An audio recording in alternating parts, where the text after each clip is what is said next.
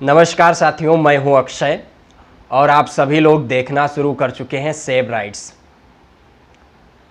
साथियों, विश्व में भारत मात्र एक ऐसा देश है जहां पे सुप्रीम कोर्ट के जजों की और हाई कोर्ट के जजों की नियुक्ति जज ही करता है।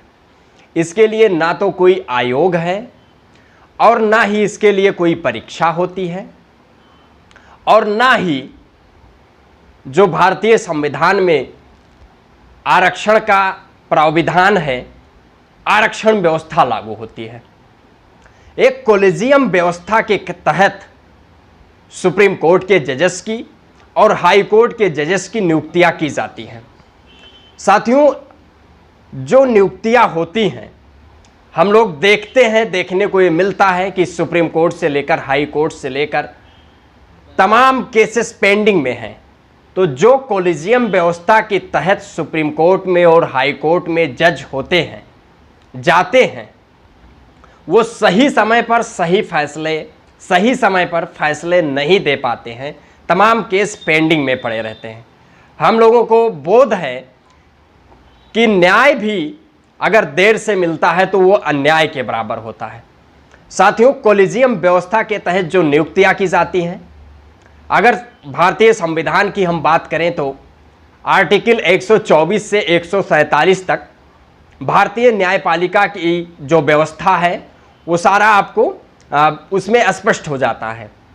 लेकिन अनुच्छेद 124 के तहत भारत में न्यायालय होगा और चीफ जस्टिस ऑफ इंडिया एक मुख्य न्यायाधीश होगा। तो इस अनुच्छेद 124 के तहत जजों की नियुक्तियां की जाती हैं। भारतीय संविधान में इसका प्रावधान है। लेकिन एक कॉलेजियम व्यवस्था लाया गया और उस व्यवस्था के तहत जो जजेस की नियुक्तियां होती हैं उसमें लगातार ये देखने को मिलता है कि आज़ादी के बाद मात्र कुछ घरानों के ही सुप्रीम कोर्ट में जज, हाई कोर्ट में जज बनते आ रहे हैं।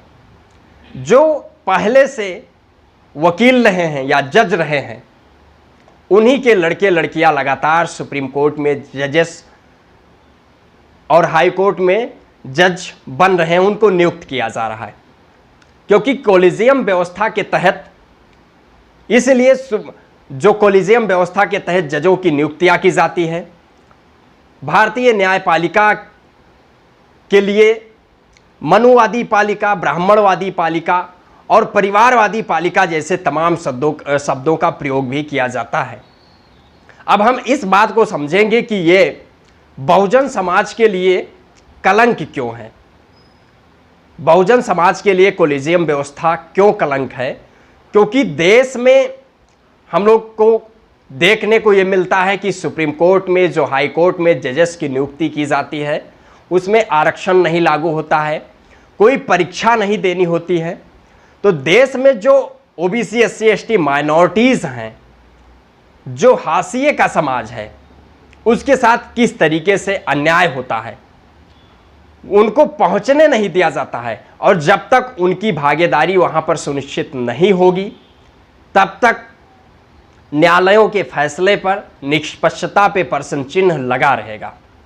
और देखने को भी मिलता है कि लगातार जिस तरीके से, चाहे पत्रकारिता की क्षेत्र में हो या सुप्रीम कोर्ट में जजेस की नियुक्तियों को लेकर हो या हाई कोर्ट में जजेस की नियुक्तियों को लेकर हो, या जो देश में विभिन्न नियुक्तियों में इंटरव्यू को रखा गया है, किस तरीके से इंटरव्यू में हम लोग सोच सकते हैं कि जो व्यक्ति, जो प्रतिभाशाली छात्र रिटेन में अच्छा प्रदर्शन करता है, उसको इंटरव्यू में बाहर कर दिया जाता है। इंटरव्यू की पारदर्शिता के लिए ना उसकी कोई रिकॉर्डिंग होती है, ना उसका कोई सार्वजनिक वीडियो आता है, ना उसको सार्वजनिक किया जाता है। तो हम लोग सोच सकते हैं कि कितनी निष्पक्षता से इंटरव्यू लिया गया है, हम लोग अनुमान लगा सकते हैं। इसलिए देश में दो सबसे महत्वपूर्ण लड़ाई है या इसको खत्म करने की मांग होनी चाहिए, वो है कॉलेजियम व्यवस्था और दूसरा इंटरव्यू समाप्त होना चाहिए। साथियों, भारत के कानून मंत्री श्री किरेन रिजिजू जी ने सवाल उठाया है, कोलिजियम व्यवस्था पर सवाल किया है। हम लोग सोच सकते हैं कि भारतीय जनता पार्टी की बहुमत की सरकार है और 2014 में जब भारतीय जनता पार्टी की सरकार बनी थी, नरेंद्र मोदी जी के नेतृत्व में जो सरकार बनी, साथियों, वहां पर बीजेपी राष्ट्रीय न्यायिक नियुक्ति आयोग कानून लाई। यह सराहनीय है। हालांकि कानून मंत्री जी ने भी कोलिजियम व्यवस्था पर सवाल उठाया है, लेकिन इसके दो पक्ष हो सकते हैं। एक पक्ष यह हो सकता है कि जब भी सुप्रीम कोर्ट सरकार के खिलाफ, यूं कहें कि निष्पक्षता से कोई फैसला देने लगे जो सरकार के खिलाफ हो, सरकार की कमियों को सार्वजनिक करने लगे सुप्रीम कोर्ट, उस पर सवाल उठाने लगे, उस पर फैसले देने लगे, तो सुप्रीम कोर्ट को डराने के लिए सरकार अपने हथकंडे अपनाती है। और यह कोई आज नई बात नहीं, इंदिरा जी के समय में यह अप्लाई हो चुका है। तो इसलिए एक पक्ष ये हो सकता है कि भारत सरकार के कानून मंत्री जी ने जो कोलिजियम व्यवस्था पर सवाल उठाया है और उन्होंने कहा है, मेरे पास न्यायाधीशों के सीक्रेट दस्तावेज हैं, जब जज चुनने की बात आती है तो हर जज अपने जानकार या अपने परिवार वालों का नाम ही आगे करता है। तो देश के कानून मिनिस्टर ने यह सवाल किया है, तो एक पक्ष ये हो सकता है। दूसरा पक्ष ये है कि बहुत जल्द भारतीय जनता पार्टी, देश के कानून मिनिस्टर एक अध्यादेश कानून लाने वाले हैं देश से कोलिजियम व्यवस्था को खत्म करने के लिए। अगर देश से कोलिजियम व्यवस्था को खत्म करने के लिए कानून आता है तो सबसे सराहनीय कदम होगा भारतीय जनता पार्टी की, और इसका दिल खोल के सराहना करनी चाहिए और समर्थन होना चाहिए। क्योंकि जिस तरीके से हम लोग समझ सकते हैं, यह स्वाभाविक है कि अगर आयोग बनेगा तो उसमें भारतीय संविधान के अनुसार आरक्षण व्यवस्था लागू होगी, तमाम ओबीसी एससी एसटी माइनॉरिटीज को न्याय मिलेगा।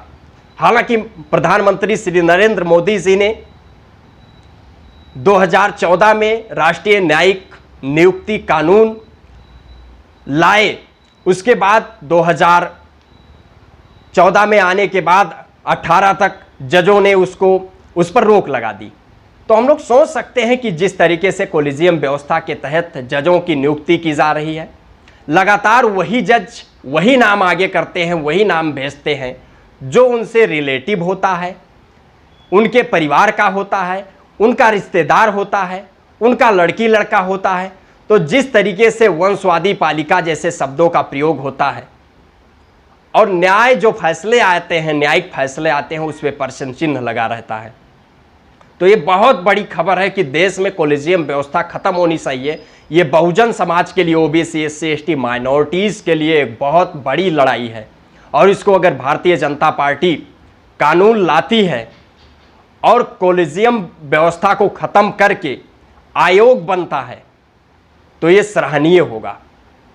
इसलिए बहुत जल्द जिस तरीके से कानून मिनिस्टर जी ने ये सवाल खड़े किए हैं, इसे साफ स्पष्ट हो जाता है कि देश में कानून आने वाला है और कोलिजियम व्यवस्था खत्म करके आयोग बनेगा।